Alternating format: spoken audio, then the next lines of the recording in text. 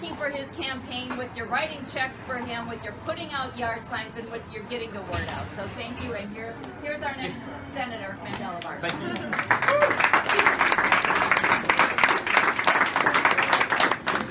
Thank you.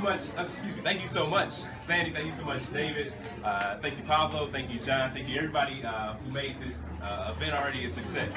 And you touched on it a little bit about the tragic events from Saturday night. And there is a vigil going on tonight, and unfortunately, I won't be able to make that. But I do want us in this room to take a moment of silence for all the victims of the tragedy in Orlando. So if we all could just close our eyes for a second.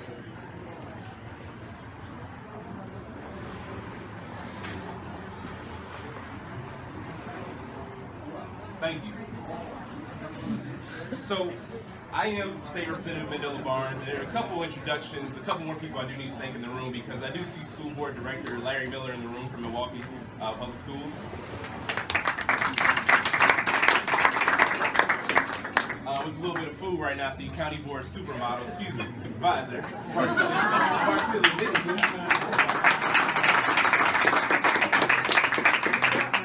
You should say that you're dating. Yeah. Louder. We hang out. Yeah, you're not. I gotta thank you guys for being here, because it's very important. As you two are leaders in the city of Milwaukee, it is important to have your support as we move forward. Not only in the city of Milwaukee, but the Milwaukee area, because the issues of Milwaukee don't just stay in Milwaukee. The issues of Milwaukee cannot be contained in any geographical boundaries. No street sign, no stoplight keeps Milwaukee issues separated from the rest of this area.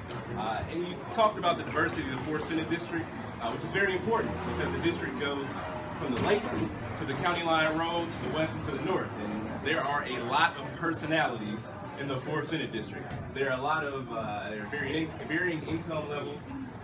The racial diversity is broader than many other Senate districts in the state, and it's very important. It's very important that we have leadership that is committed to making sure that our public schools are as strong as possible. I am a public school graduate. I'm proud to be a public school graduate. Public schools often get a bad rap, and there have been many repeated attempts to dismantle public education as we know it. And we all know how unfortunate that would be. One of the groups, founded by former Speaker Scott Jensen, they've already gotten active in the 4th Senate District. They've gotten active in this race. They've done polling already that has been a little slanted towards the current senator, because they know where I stand when it comes to public schools. And that support is unwavering. That is my commitment. It's my commitment as a public school graduate. It's my commitment as a public school advocate. Supervisor Nicholson is a public school teacher also, so yeah, I like to keep things balanced there. So I will always be there to support. And the senseless epidemic of gun violence is one that is all too real for so many people, not only in the city of Milwaukee, but across this entire country. We've seen the scourge of gun violence in many different areas, but this is happening right here at home. I don't represent any other area of the country. I represent portions of the city of Milwaukee and some surrounding areas. This issue is one that can end.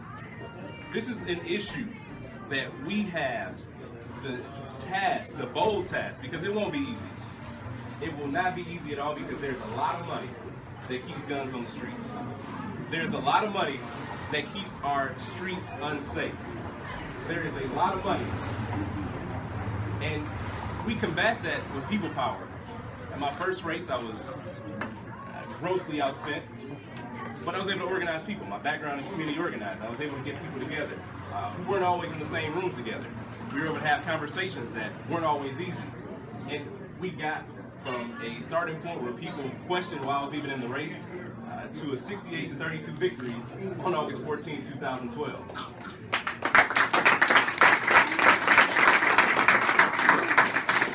Let me bring it back to gun violence, because the issue is one that, it didn't start with me as a legislator. This isn't something where I said, oh, this is a hot issue, I'm going to run on this and run for the state legislature. That's not how we got here. I had 2 friends who were shot and killed in high school. Their lives were gone way before their time.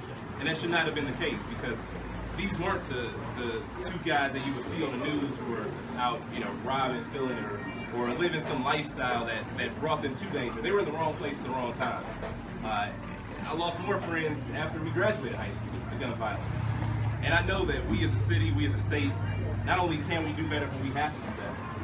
We have to do better to protect our children. There are so many people who I serve with in the legislature who claim that they are pro-life, but they have not displayed any pro-life policies when it comes to making sure that people who are living stay alive. We have.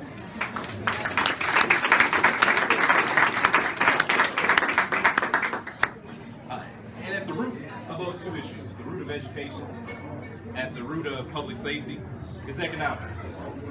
We all know the vital role that economics play in a community. Communities who are in poverty tend to not have higher performing schools. Communities that are immersed in poverty tend to be also immersed in violence. And in conversations that I have with people, they'll say, yeah, well, the schools in this area aren't performing well. The schools in this area are performing very well. Well, if you look at how that community is performing, typically when a community is performing very well, the schools will also perform very well. When a community thrives, typically there is much less violence. And that's where we have a difference of opinion, the current senator and I.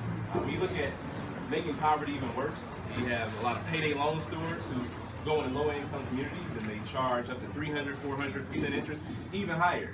Well, there's an opportunity to more closely regulate that industry. And unfortunately, the current senator voted against capping the interest rate on payday loans, which is very disgraceful when it comes to the low-income residents that are in this area, in this community, who just want a leg up, who've fallen on uncertain times and dire economic times. Their situation's made much worse by someone looking to get over them. Poor low-income people become even more low-income, while a rich person gets richer off their backs. And we got to change the way we've been doing things in this state.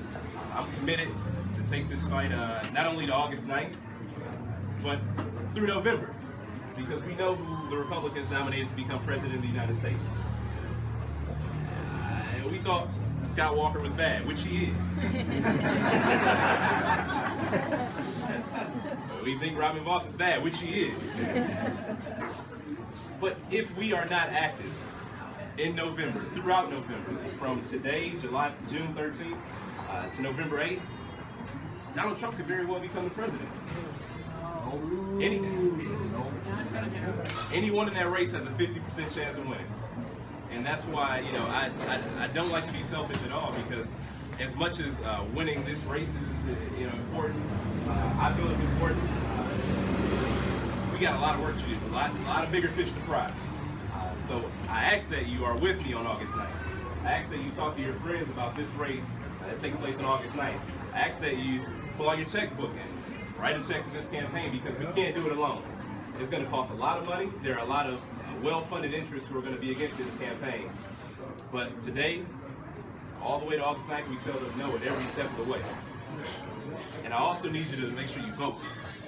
And August is a time where people forget that, oh yeah, I should be voting. It doesn't fit with our natural pattern. So remember, on August 9th, if you know someone who lives in the 4th Senate District, we got the map right over there. Please check it out. I need your thoughts. I need your prayers. I need you to sign up to volunteer, because there are a lot of doors to knock. We got about 11,000 doors to knock. Sabian has a clipboard right back there. He'd be more than happy to sign you up. Sabian loves volunteers. It gives him energy.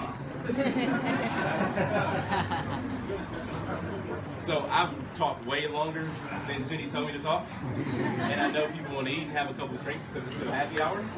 So I will leave you all to it, but I got to thank you all for being here. We got a task at hand, and I know that we can do this. So thank you all for being here.